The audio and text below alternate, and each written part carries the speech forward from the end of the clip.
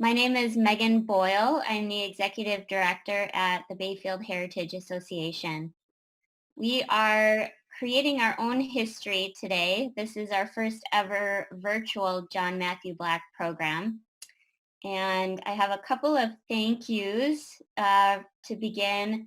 Thank you so much to Tony Jeanette. He has put together these slides. He's been our technology guru. He's developed a series of educational videos that you can find on our website, really just helping us adapt to these uncertain times that we're facing.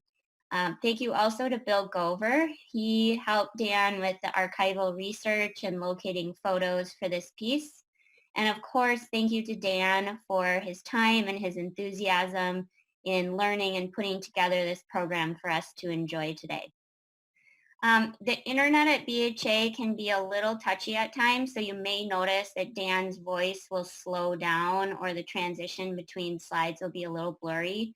So just please bear with us and be patient with that and know that it's not any issue on your end. And then lastly, we look forward to offering another program just like this in May. So stay tuned. We'll be following up with further details on that. And without further ado, I introduce to you Dan Wilczek. He's been on the board at BHA for over 2 years now and has a strong interest in our local history and has spent hours down in the research center going through photos and diaries and memoirs and articles. And he does a really wonderful job consolidating all that information and presenting it in an engaging way. So thank you to Dan. You are all in for a treat. Enjoy. Greetings. This is Dan Wilczek, excuse me, and I'll be your host as we continue our stroll down Rittenhouse today. I hope that this talk is an interesting diversion as we live in this time of social distancing. It's perhaps helpful, though, to note that Bayfield has survived a somewhat similar situation in the past.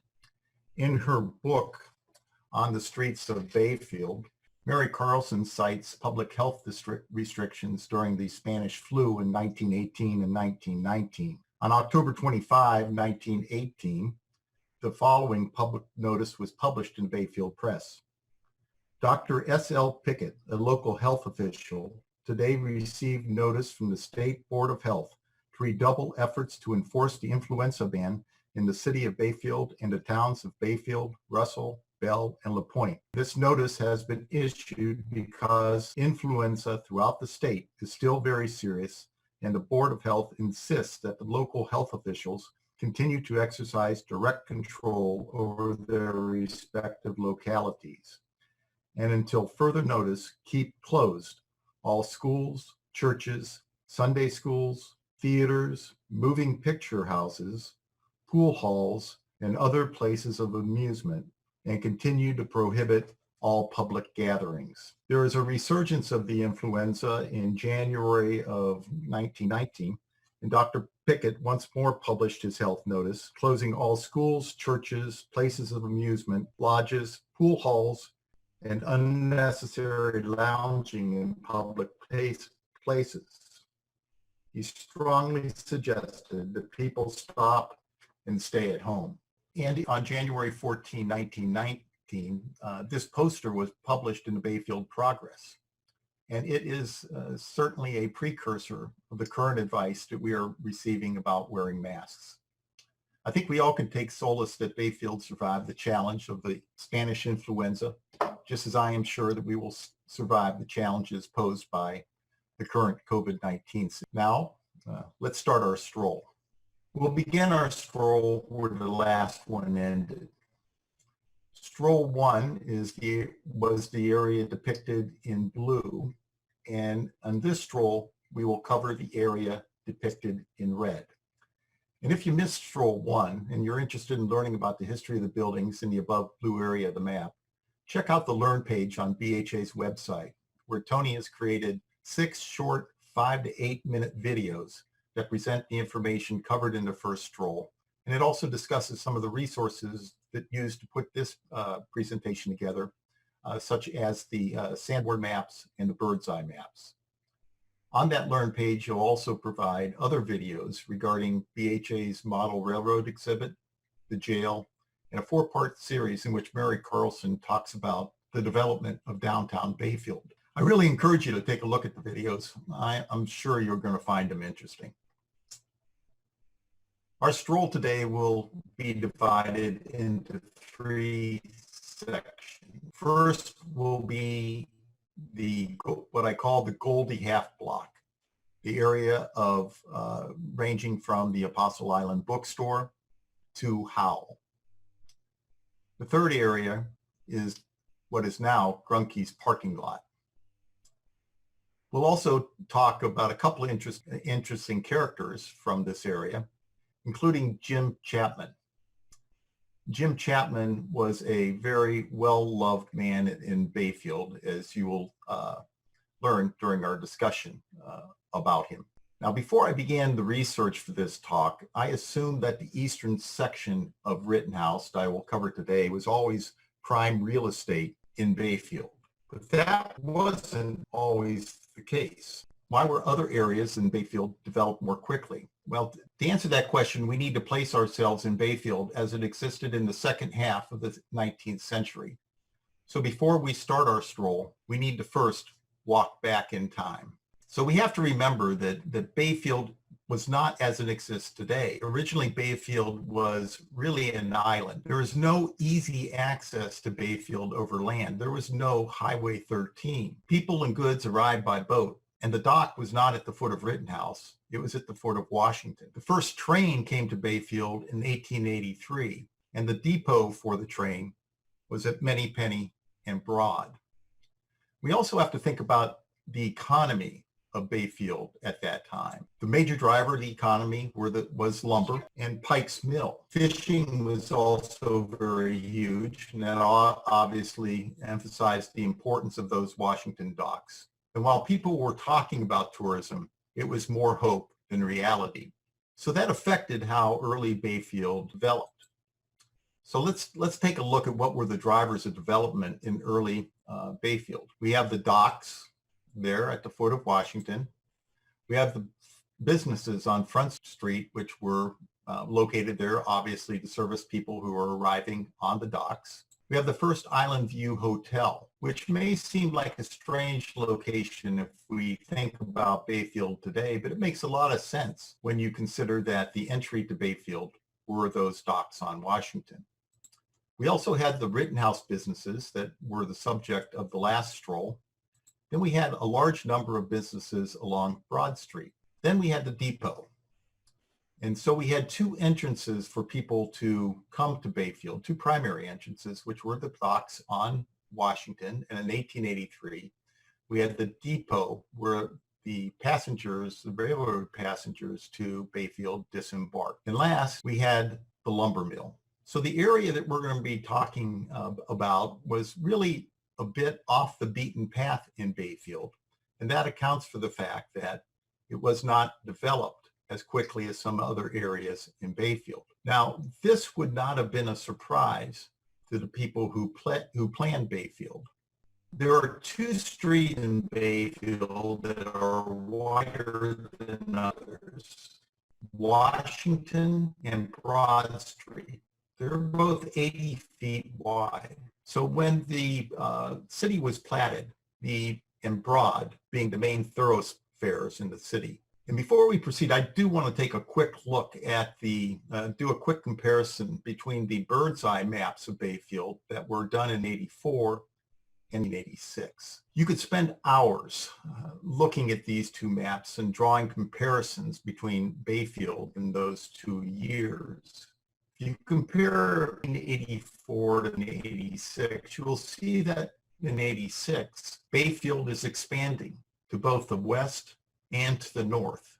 Second, you'll also notice that are depicted in the 1884 map are gone.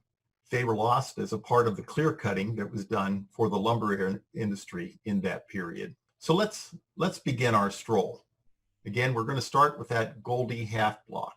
This picture gives you some perspective, again, about what we're talking about. We're going to be talking first about the area depicted in that red square. So on the left of that, you see the Bell Building. In front of the Bell Building is the bank. And then to the right side is the Myers Drugstore, previously the St. James Hotel. Now, the first building of note on this half block was not recorded on the first 1886 Sanborn map, but we can locate it on the plat of Bayfield. And this is the plat. We can see where the Smith Bono Hotel is. It was one of the first structures, and it was noted there on the plat. The Smith Bono Hotel was built in 1856 by John Bono, and it was one of Bayfield's earliest hotels. It was a rambling two-story frame structure with numerous outbuildings. It was destroyed by fire in 1883. And among the many interesting events that occurred at the hotel was when it was opened for stranded partiers who had come from Ashland. In February 1876, 3 double-team and 1 single-team sleighs carried the liveliest party of fantastic, outlandish Ashlanders that ever vibrated a brogan on the ballroom floor. They traveled 20 miles over the ice of Lake Superior to a grand masquerade and dress ball in Bayfield. While the party was going on, there was a storm, and they were unable to return to Ashland for 2 days. It was at that time that Captain Smith generously threw open his spacious hotel, which had been closed all winter for the accommodation of the visitors. In the evening, the parlors were illuminated, and the scene was one of mirth and rapturous enjoyment, and the second dance was held in the large dining hall that evening. To the good fortune of the folks from Ashland, the storm continued the second day, and they had a third party and a third dance, which, as reported by Eleanor Knight, was even more raucous than the party the previous 2 days. Here is a picture of a section of the bird's eye map from 1886, and you can see the location where the Smith Bono Hotel is vacant. It was vacant because the building burned down again in 1883. So here's the Sanborn map from 1886. And again, that portion of the block is vacant. In the map in 1892, we see the first building that was the precursor of the Goldie building. It is there on the right side of the block, marked S, which stands for store. It was a 2-story structure, as indicated by the 2 in the upper left-hand corner. And it is in yellow to indicate that it was a wooden clapboard building. In 1911, the building went through some significant changes. First, what is the Goldie building was veneered in pink. That is shown by the pink outline along the edge of the building. At that point, it housed a saloon on the first floor in the front of the building, and a restaurant in the first floor, and a second part of the building. And there was a boarding house on the second story of the building. You'll see the notation VEND there along the left-hand side, and that stands for veneered. You'll also notice on the 1911 map that there was a brick building immediately adjacent to the Goldie building, which is marked Meat Market. And that is all in pink because it is a brick building, 1 story high. So the Goldie building was again built in 1886. It was originally a clapboard building. And as I noted earlier, when discussing the Sanborn map from 1911, brick veneer was added to the Goldie building to achieve its current appearance. There's a picture of Goldie, and at that point, it was the location of the home pharmacy. Here is a picture of Rittenhouse during the Labor Day parade in 1912. You can see the Goldie building and what will be the local meat market there on the left-hand side of the picture.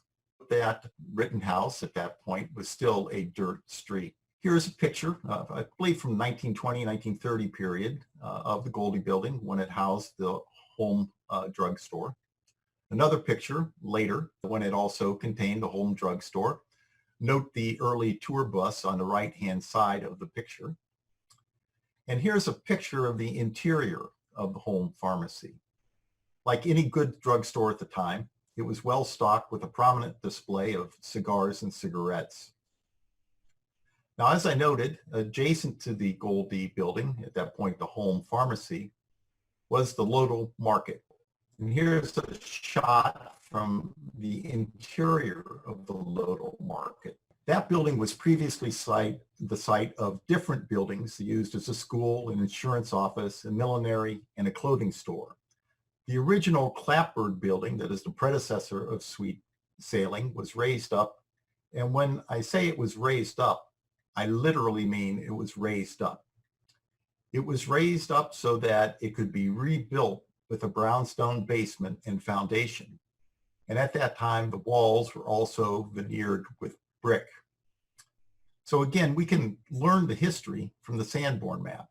Here's the Sanborn map from 1904. You'll see that, again, it is a yellow building, which means it was clapboard. It shows that the store was at that time a dry good and clothing store. And attached to the store was a dwelling denoted by D. You may also wonder what the building with the X marked is at the bottom right-hand corner. An X on the Sanborn map indicates that it was a stable. In 1911, this was after the building had been raised and the brownstone foundation added. The building was, by that time, had been veneered in brick, and the store had been changed to a different line of business. At that time, it was a hardware and queensware store. Now, you may wonder, what is a queensware store? And queensware was a type of Wedgwood china that was made in London. And it became quite popular after a set was presented to Queen Charlotte, which secured a royal appointment for the manufacturer.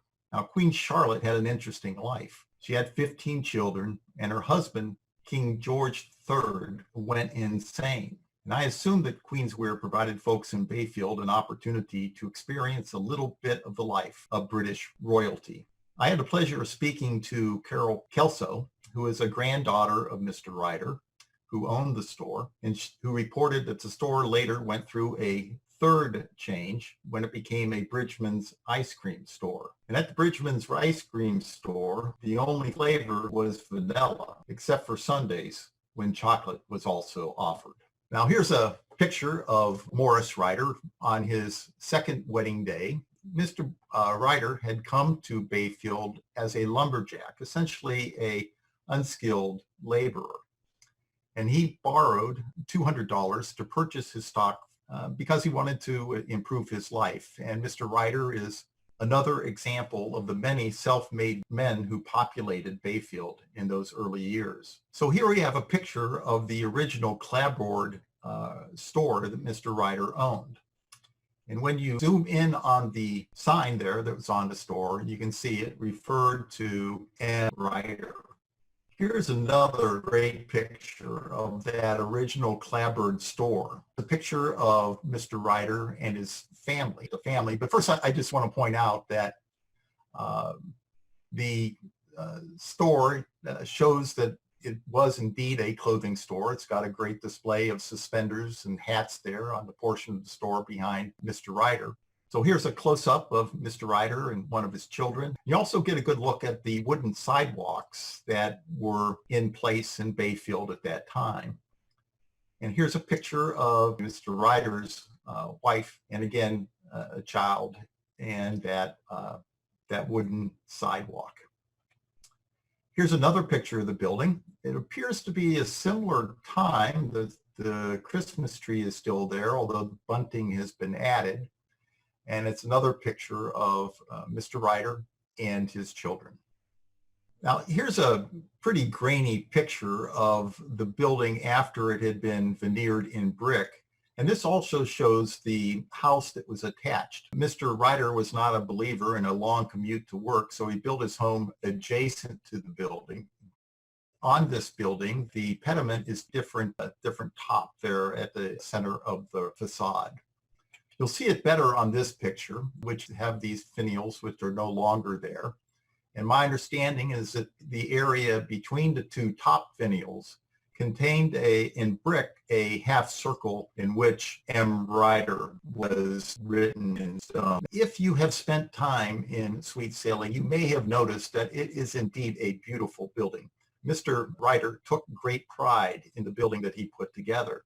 And among its beautiful characteristics are its original tin walls and ceilings. And they are really worth a careful look the next time that you frequent Sweet Sailing. There's another really interesting feature of Sweet Sailing, and that is its metal storefront. Now that is not wood, it is metal. And when I first saw the reference to Breading Manufacturing Company, I thought that perhaps that was a business that had previously been conducted in that building, but that turned out to be wrong. Breading Manufacturing was a Ashland business that actually constructed this metal facade. And Breading Manufacturing is itself a very interesting story. This is from Breading Manufacturing's website, and it talks about how the business was purchased by Christopher George Breading in 1890. And at that point, it had 500 employees, and it was engaged in the business of constructing machinery for the sawmill industry. Christopher George Breading died in 1904, and his widowed wife ran it with her minor sons. And the company has reinvented itself on several occasions. As noted earlier, it first serviced the sawmill industry, but that industry died as the trees were gone. Then it serviced the mining and shipping business. But ultimately, it really gained financial strength when it moved to the construction of paper converting equipment.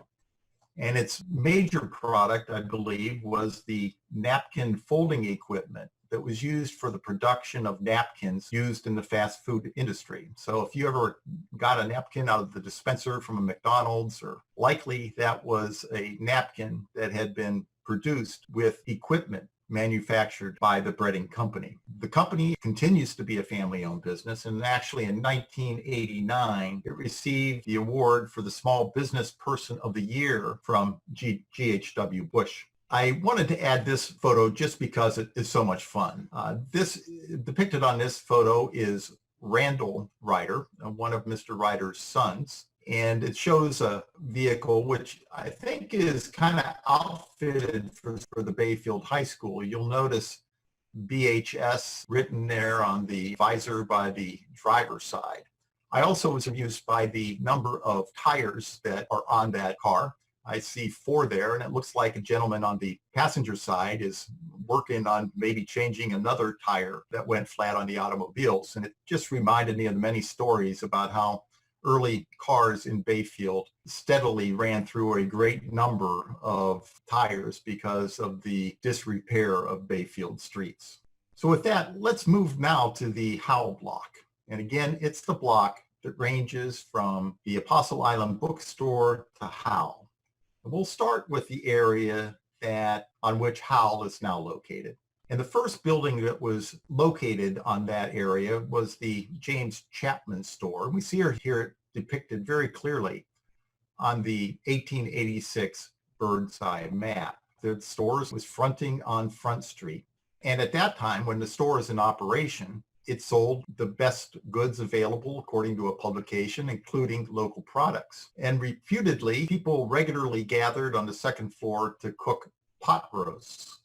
And evidently, this was a group of guys who did this, including Mr. Knight and Mr. Vaughn and Colonel Wing. They'd head up there and cook a pot roast. And behind the store and facing Main Street, there was a garden and a fountain.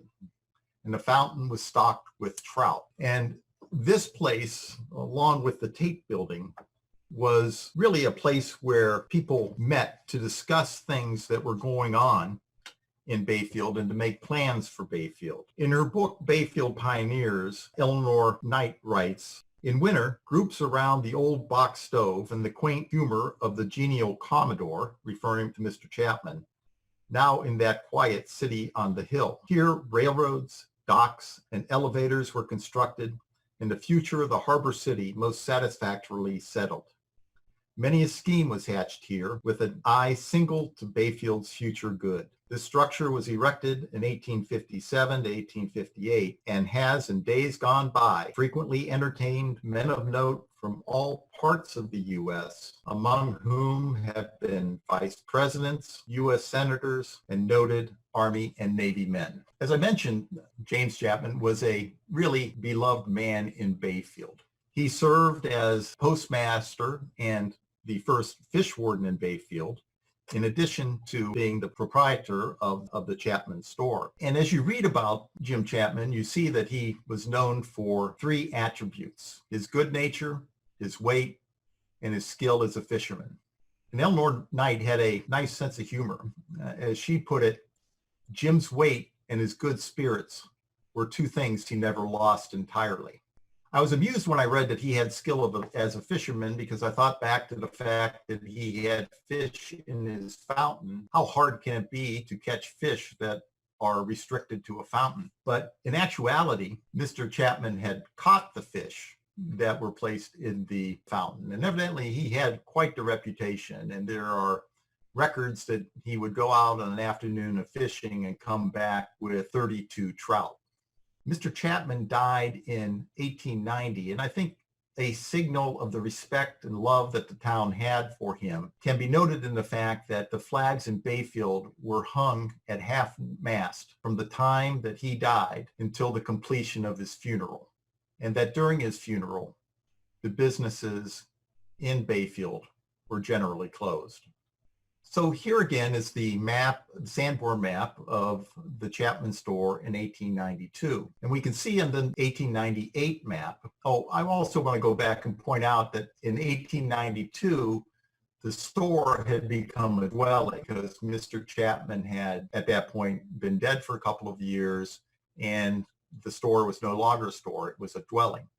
And in 1898, the building that is now the Howell building first appears. But to talk about the building situated at the corner of Rittenhouse and Front Street, we first have to talk about a building that was situated on 2nd Avenue between Rittenhouse and Washington. Here again is the bird's eye map, a section blown up, which shows that section of the street, of 2nd Street, between Rittenhouse and Washington. And the arrow points to the A.C. Hayward building. That building housed what is depicted there as a fancy goods store, an American Express, and telephone office. Mr. Hayward was the postmaster, hence why the post office was located there. And American Express at that time was an express mail service of goods, money, and securities.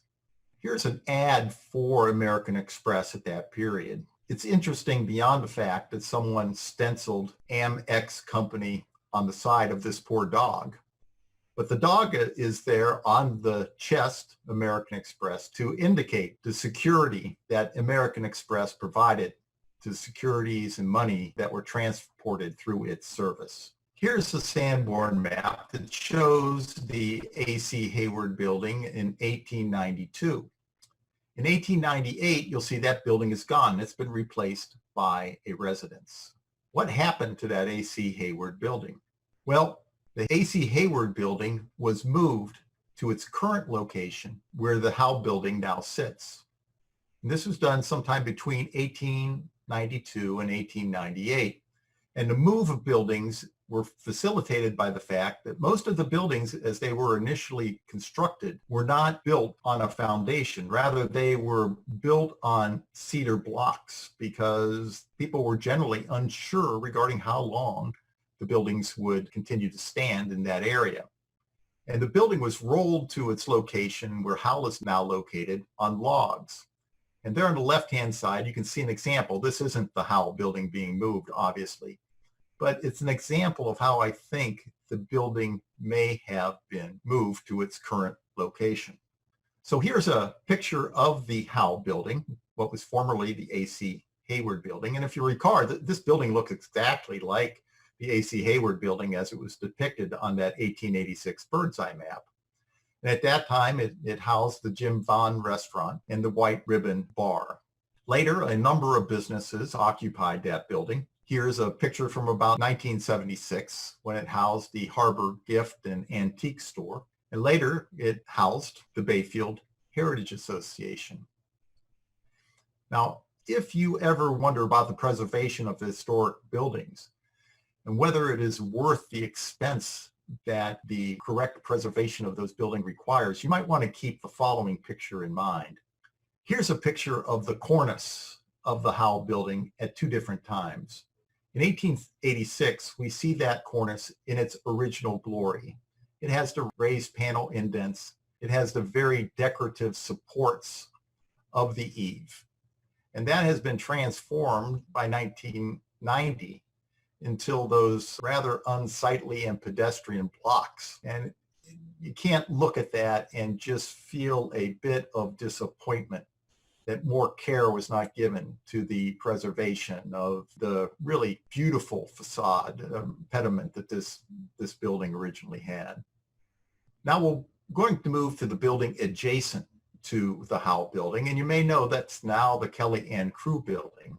Initially, that building was a bank in 1898, and by 1911, it had been expanded and had been adapted into a saloon. The building was constructed in 1890, and a second story was subsequently added. And it's had several different uses in its various forms. It's been a saloon, a shoe repair shop, a cafe, pool hall, a restaurant, and a wine store. And we'll talk about some of those uses a bit later in the talk.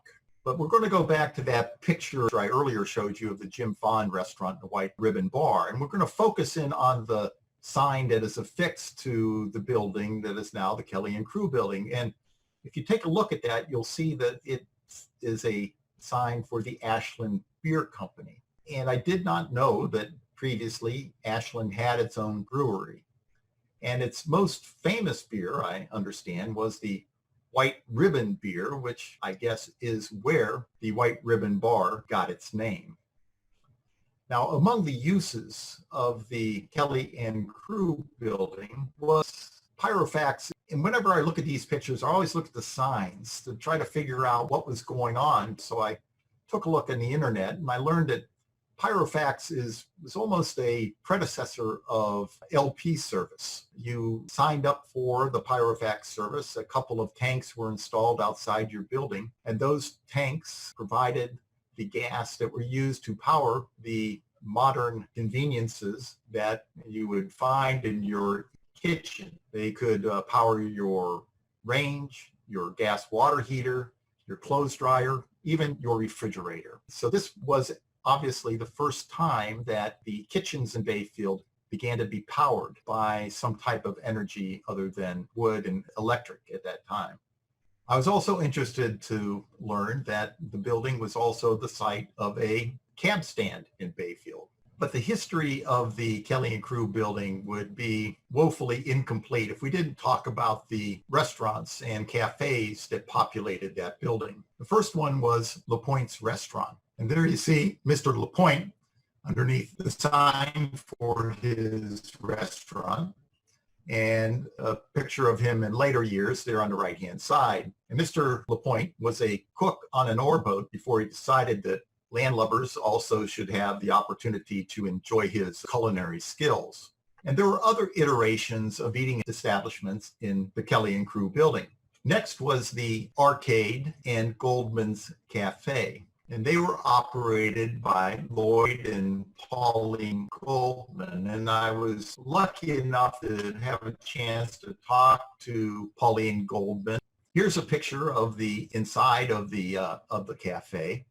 I don't think that was Lloyd Goldman's purse there on the counter. But I'll tell you, looking at the size of his arm and hand, I doubt if anyone would have had the courage to make a comment about his purse if it had indeed been his purse. Now, obviously it was gone before I ever had a chance to visit it, but I'm feeling that I would have really liked eating at that cafe. Look at the size of the portions that were served. That is a guy who is wondering whether he's going to be able to finish that plate. Now, it was called the arcade because it initially had 3 pool tables in the back. So I know you're thinking, pool in Bayfield? You know, Bayfield did not need a music man to know what that means. It meant trouble. Oh, we got trouble right here in Bayfield with a capital T, that rhymes with P, and that stands for pool. We surely have trouble. And evidently some church folk felt that way. Pauline Goldman knew that mothers felt differently. They were happy to know where their boys were. And Pauline ran a pretty tight ship. She tolerated no misbehavior and no bad language. So pool in Bayfield was not trouble. A number of interesting folks frequented the pool room. The one that I'll mention are the Harlem Globetrotters. And Pauline recalled that the Globetrotters came to town where they played a basketball game against, you seem to recall, the Weight Watchers Club of Minneapolis. And that would have been an interesting match, I am sure. Later, the pool room was closed because there was going to be a community room opened up in the library. And Pauline felt that if the library was opening up a community room, there was no need for a pool room. So that area was used for sit-down dining. Unfortunately, the community room was not constructed, at least anytime soon at that point. Now, next door, we have, of course, Morty's Pub. And you can't talk about Morty's Pub without talking about Morty. It had previously been the site of a doctor's office, which really makes a lot of sense when you consider the medicinal value of a cold beer. And its first owner, no surprise, was Morty Baldwin. Now, as the picture shows, Morty had a very interesting hairstyle. I'm not exactly sure what that hairstyle is, but as someone who's follically challenged, I can tell you, I find that haircut to be very impressive, even if I have no idea what it is. Morty was an interesting character. He was reputedly one of the first people to swim from Bayfield to Madeline Island. And supposedly he kind of covered his body in grease to stand the cold temperatures of the water. Obviously, he survived the swim because here is Morty in later years. And here's a picture of Morty's bar and also a picture of Morty's bear. Morty is there on the right-hand side of the bear picture, and this was taken sometime around 1948. Now, after Morty's bar, as we move up the street, we get to the Apostle Island Booksellers. Now, the Apostle Island Booksellers building first appears on the Sanborn map in 1911, and it previously had been the site of a barbershop and a tailor. Now, when the building first appeared in 1911, it was a one-story building, and I believe that building was moved to its current location from First Avenue and Washington. So let's take a look at the Sanborn maps and see what they tell us. Here we see the predecessor of the current building, the one-story, 1.5-story Taylor building, again, in yellow, a clapboard building.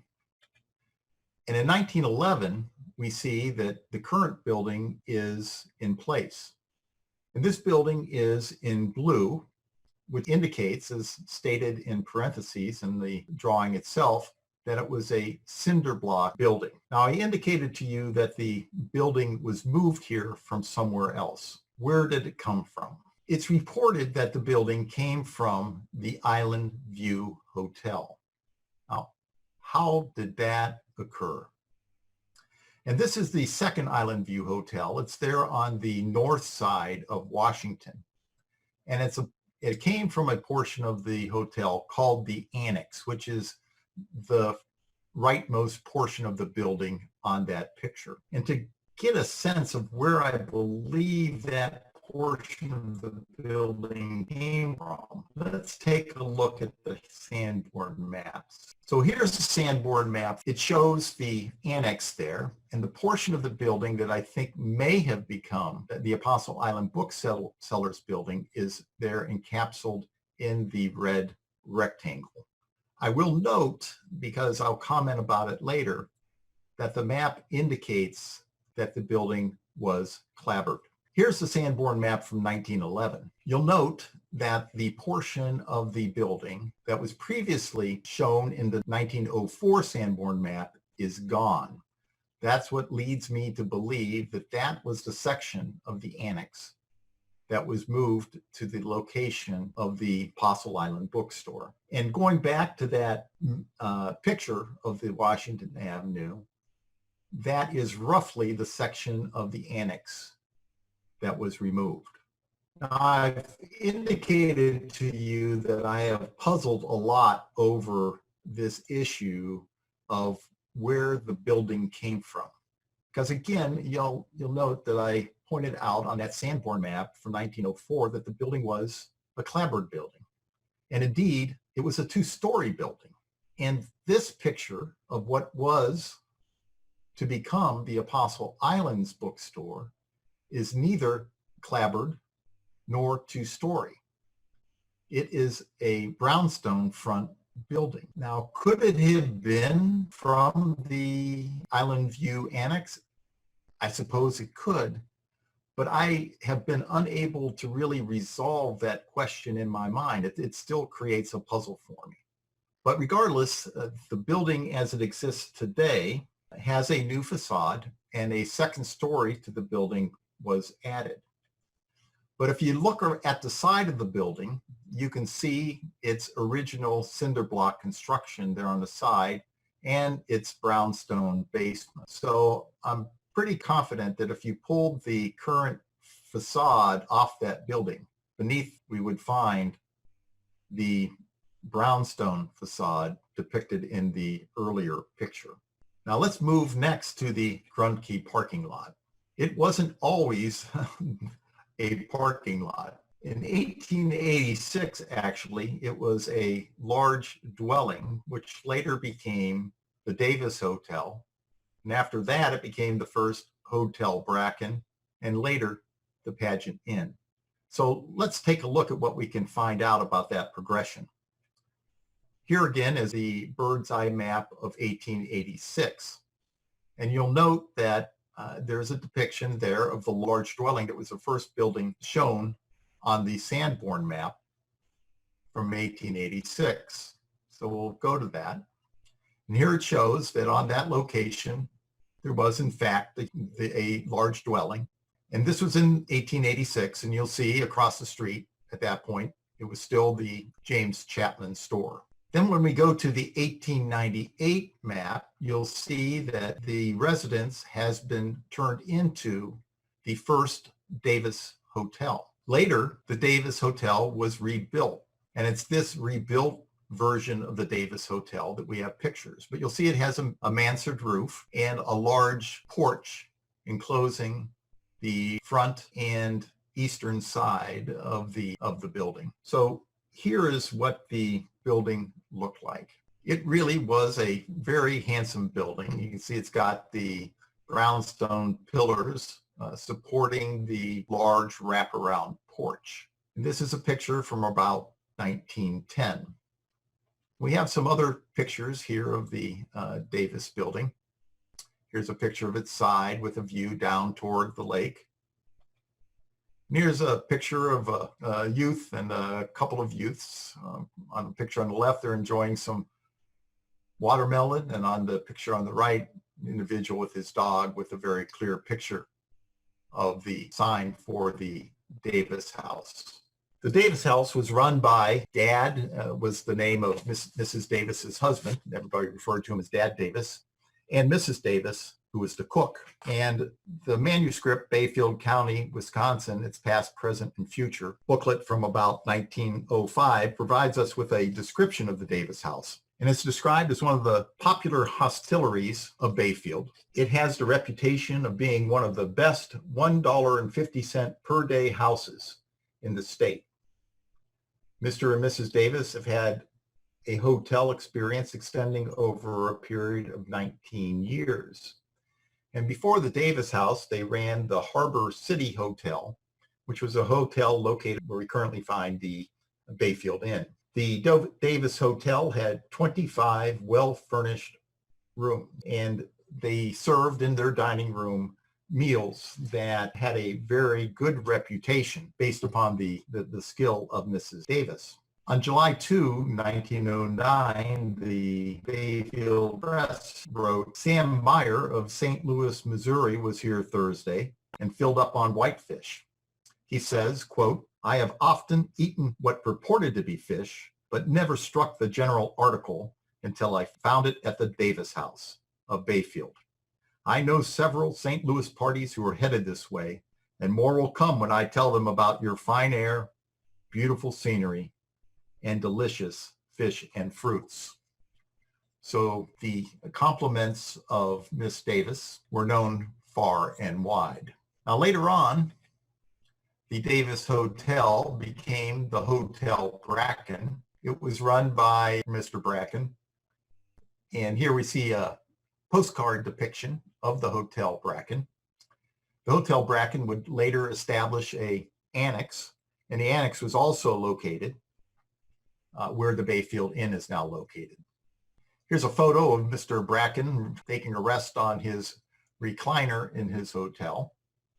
And Mr. Bracken performed many roles in town, including that as the umpire for the Bayfield baseball team here in 1907. The Bracken Hotel later became the Pageant Inn. The porch by that time had been removed, and I assume the hotel was named the Pageant Inn in connection with the Indian pageants, which were then being held on Apostle Island. That concludes my talk today. I do want to acknowledge all the resources that contributed to my discussion today, and they are listed here. And I also want to thank Dave Moody, Pauline Goldman, and Carolyn Kelso for the generosity they had in spending time with me to discuss some of their recollections of this area. Thanks very much. I hope you enjoyed the talk today.